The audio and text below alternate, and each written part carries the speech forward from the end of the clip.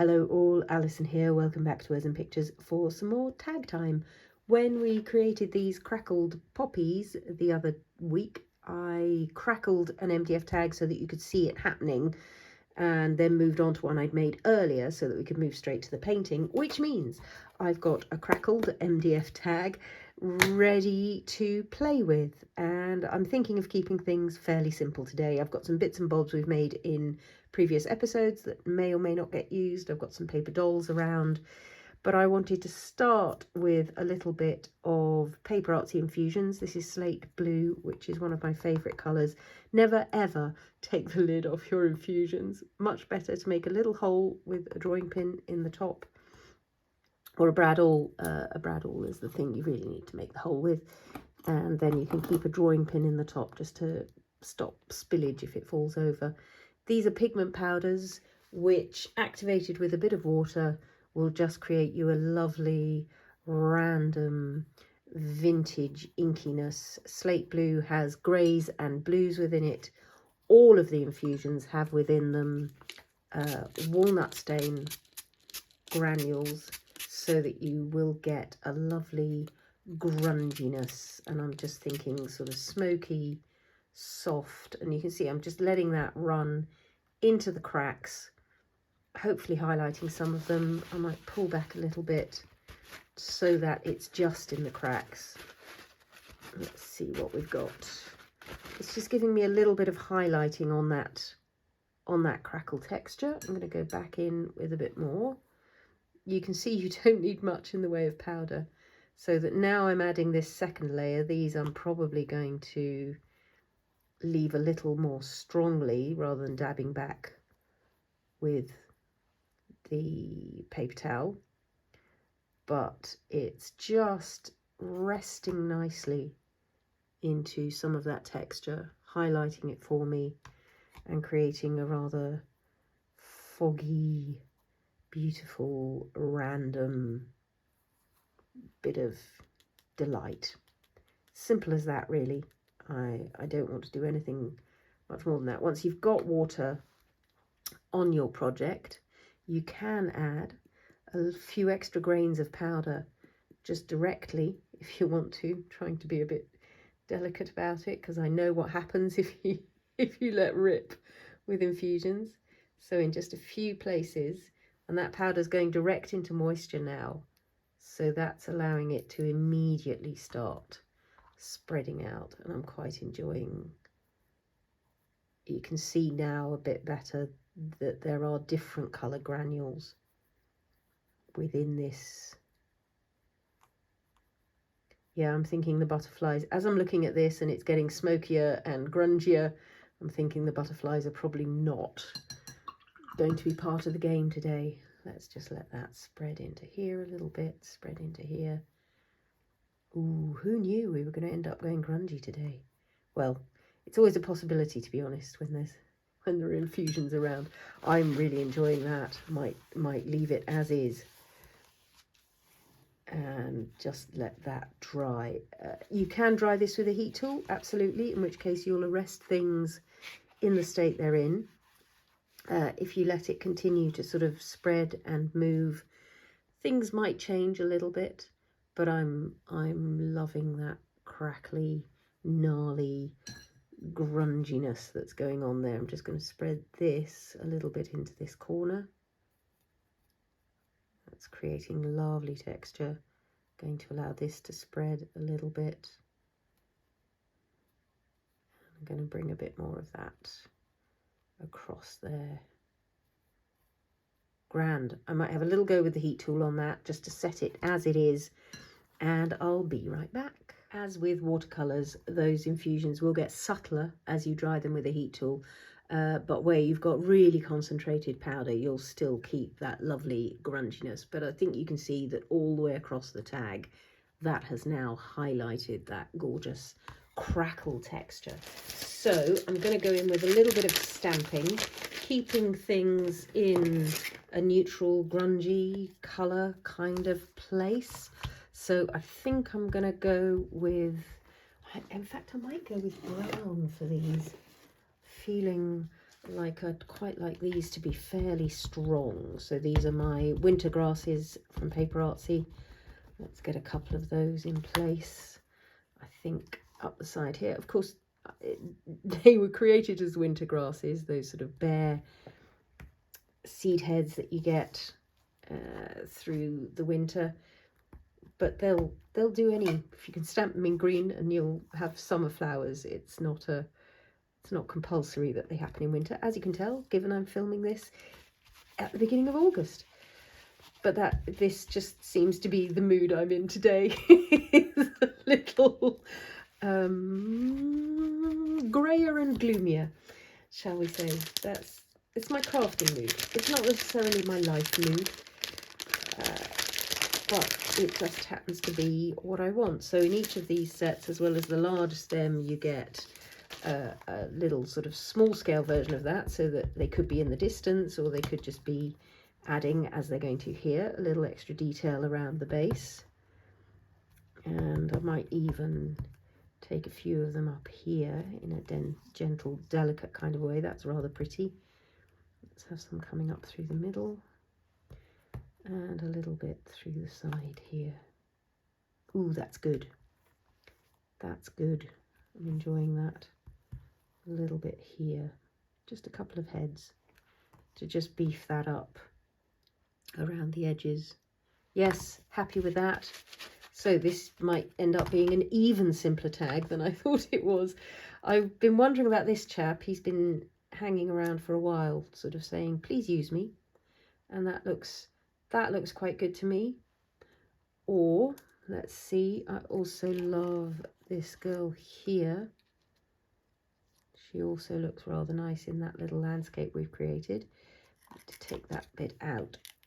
There's an extra cutout there, so you get to see even more background there as she stands. Or maybe it's a much simpler thing, and what I want is, ooh, I don't know, there's a, I keep landing up on my dried flowers at the moment, but I think there's a beauty about that is rather pleasing. He could join in. Let's just see, since I've got these little labels and things out, whether that's a game we want to play. Yes, that's starting to say something to me. Maybe the large label in between here, in which case, okay, I've lost her. I've got lots more of these. This just happens to be the one that's sitting on the desk at the moment. Oh, I quite like that. Look, and then he's got something to lean on there. If we get it at the right height. I'll put him a little way up. Yeah, that's looking quite good to me. I've got another blue one here, which could kind of come out the other side. In fact, maybe that wants to go there. Ah, now we're talking. So might be as simple as that, you know. A little bit of rusty wire, maybe around the top. Oh look, he's got a little part you can take out between the legs as well. That'll give us just a little extra glimpse of background. Here we are, cleared out just above his stripy socks. And what I will do is give him something a little firmer to stand on down at the bottom here. Just a little bit of design tape or washi tape I'll quite often use. I've got a darker one. This is the one I do like to use. This is a very old Tim Holtz tissue tape, which has New York subway stations on. Just magic, kind of industrial. It's a little bit ancient now and a little bit difficult to peel. But when I can get little scraps off, it just gives me a little bit of a shadowy base for him to stand on. I'll tear off some more strips just to build that a little. If I could find the proper ending of this, I'd probably do better. But this is one reason why you need to use your stash. Don't keep things forever, because they end up not working anymore. Oh, that's quite a good bit. That's Times Square on there, see? So let's move you out of the way, young man, so that we can get that on there. That gives him quite a nice base. That's plenty. Good. And I might want a couple more labels, but I think then we might be almost done, you know. Words, obviously. Let me have a think and I'll be back again. Here we go. So I've done a bit of gluing down. I've positioned him so that his head is in a rather nice relationship with these labels. He's obviously leaning on this one and on his little bit of grounding here. I found this metal word stick. It's an Idea-ology piece. They're not word sticks. What are they called? I'll obviously list them in the description below. I don't know if it's my 536 millionth tag. It sometimes feels like it, but I thought that was quite a nice thing to go on here. Maybe there, maybe no, it is there. And rather than rusty wire, I've got some coated dark brown wire here that I think is going to play a part. I will snip that with this little cutting tool. Just because I don't want to wreck my nice scissors. That should do the job. There we go. So I think this is going to go, yeah, if I go through like so, and then round onto the back, and through like so, then I don't need to go under the metal.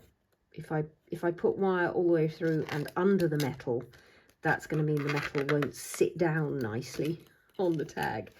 But if I just run it through at either side, then I've got a bit more control over making sure that metal tag will be glued down and stay in place, not just held by the metal. Or is it quite nice rattling around like that? I need to get that through a little bit better. Oh, I see, it hasn't quite pulled all the way through. This is the thing with wire. It's a gorgeous sculptural thing, but it's a little bit less amenable sometimes than twine. But that I think is rather good. And then I might use a little bit more of that across the top. Maybe that is quite nice to have another piece just as a third layer. Well, and then I happen to have cut exactly the right length.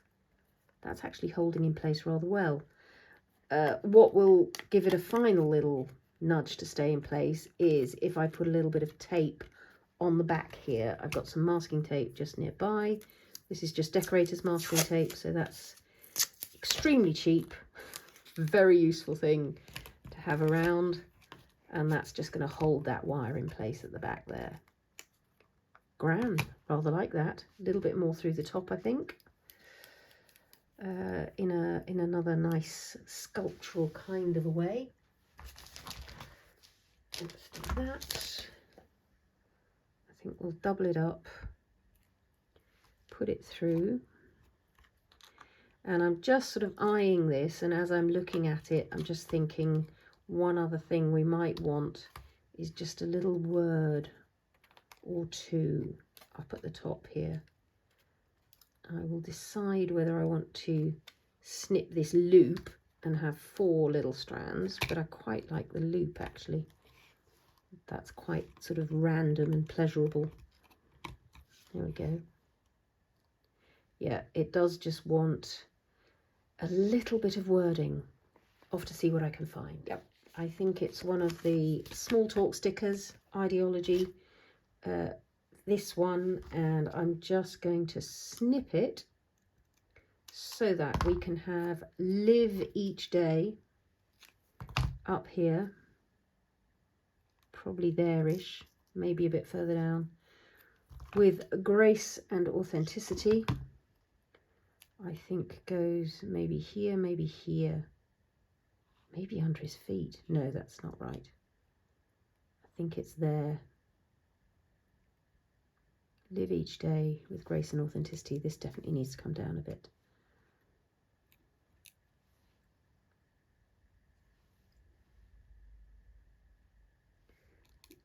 And further.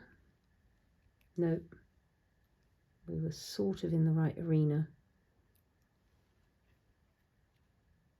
So now it's just a balancing act. It's position and look, and position and look. It's sometimes easier to move these around with a pair of tweezers. I do quite like that there, actually. Live each day, and leaving that extra bit of space up above.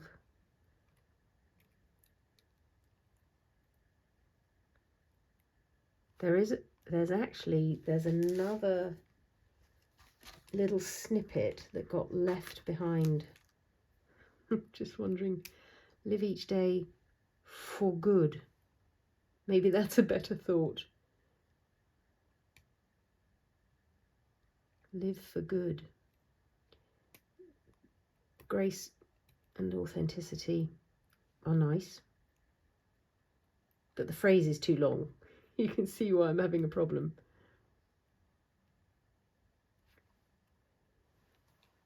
I think that's better. And then that leaves his feet free. It leaves our lovely label free. Let's just look at it again up here. I mean, I do quite like that as well. But it's whether I want the sky free or I don't. Quite often at this point, what I find quite useful is to stop and take a photo of each option, and somehow looking at it through a photo gives me a more objective understanding of the look of each of them. It's that. Grand. I'm going to glue those down. These are stickers, obviously, but I find that particularly if you're gluing over Crackle, a little bit of extra glue will be your ally in making sure that's going to stay there for good. Live each day.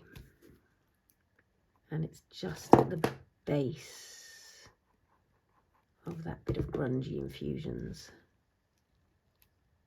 Yeah, I'm enjoying that quite a lot. I will of course dive in for a close-up so that you can have a look at all that Crackle texture. Just going to have a little look at this stem and see whether we want stems going on as well. But I think actually today it's going to be a little simpler. Although, oh, that little one is good. Though what I'd like to do is get it underneath the banner, which I may or may not be able to do. Maybe underneath the wire. There it'll go. And it's covering up my for good. Grr. Maybe I don't like that. Maybe I like him just as he is. That side. Was it worth a try? I know if I had another little one, I might be quite into that. Gonna just go and see if I can track down a little stem. I have got these teeny tiny poppy seed heads from when I massively planted my poppies too close together last year and had lots of miniature poppies and then lots of miniature poppy seed heads, which is very useful for crafting, don't get me wrong. But actually looking and then taking them away again, I think we might be done exactly as we are. So, as I was in the middle of saying, I will dive in for close-ups. If you've enjoyed today's very quick little tag time episode, do leave me a thumbs up. Any comments or questions down below. I will link to the other poppy Crackle tag, and I'll link to the video where we made these little labels, and I will leave an ingredient list of as much as I can remember. Thank you so much for your company as always. And happy crafting all.